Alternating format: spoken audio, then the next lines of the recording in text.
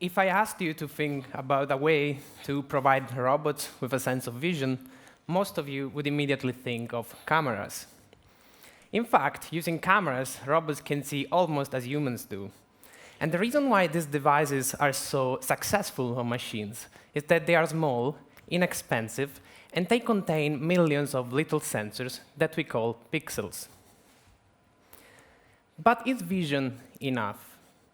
In humans, this is not the case, and in the experiment shown in this video, you can see a woman that has had her fingers anesthetized, and therefore she can only use her sense of vision to perform a simple task as lighting a match.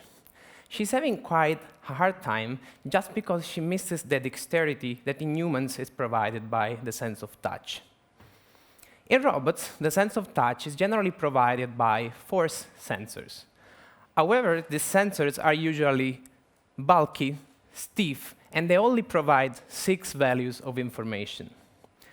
In contrast, the human hands are soft, providing compliance and friction, for example, when grasping an object, and they contain millions of receptors. As you can see, there is quite a difference, and that has driven our vision to rethink force sensors such that they could be used as skin for robots. We do this by using a camera with all the advantages that I mentioned before. And if we place a camera in front of a soft material and spread a lot of plastic particles inside this material, then when the force is applied to the surface, the material will deform, and that will cause the particle motion that is tracked by the camera. On the left here, you can see a prototype of such a tactile sensor that we built in our research lab, where in black, you can see the soft material that contains the particles, while the camera is in the aluminum case looking at these particles. And on the right is what the camera sees. When the forces are applied to the surface, the camera captures the moving particles that create the different patterns. We then process these patterns by using machine learning algorithms. Essentially, we use a lot of data to build a model that is called an artificial neural network that looks at the images and can tell where and how much force is applied to the surface. And for example, it results in what you see on the right, where you can see the force that I apply with my finger represented by different colors. So this technique can be applied to arbitrary shapes, as for example, robot hands, where one could place several cameras to sense the forces over the different fingers. And this really leverages the modern camera technology. Think of how tiny but powerful are the cameras in your smartphones.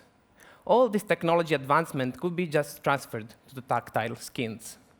These skins will enable distributed force sensing at very high resolution. And this is a crucial feature we use a lot as humans.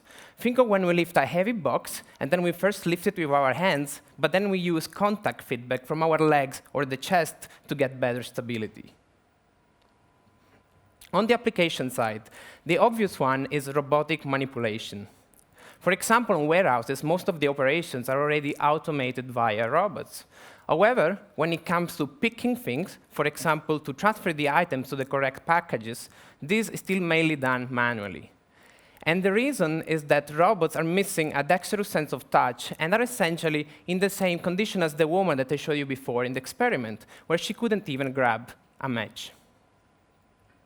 As humans, we take the sense of touch for granted, but think of when we go to the dentist and we get our gum anesthetized. We can't even chew or properly speak. Without the sense of touch, we can't do the most essential things, and for robots, it is like this all the time. But applications go far beyond robots. Think, for example, of sensitive prosthetics.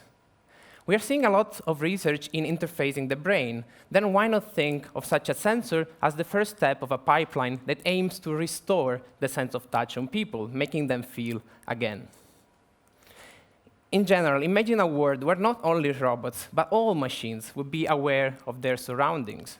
It would be much easier and much safer to be around them.